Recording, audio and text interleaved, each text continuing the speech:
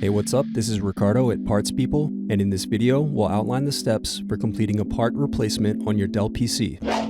Visit our website and use this coupon for a 5% off discount.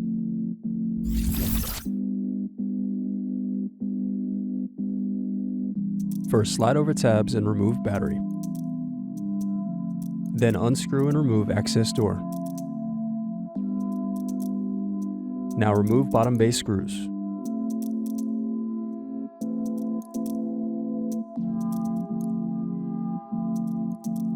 Now press in tabs to separate and turn over keyboard. Then disconnect and remove keyboard.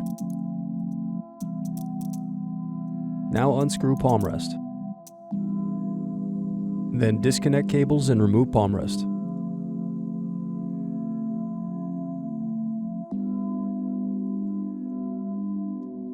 Then unscrew and remove power button. Thanks for watching. Don't forget to like and subscribe if you enjoyed this video. And if you need more, check out this playlist to watch other tutorials for your laptop. You can also click here to find parts for your laptop at partspeople.com.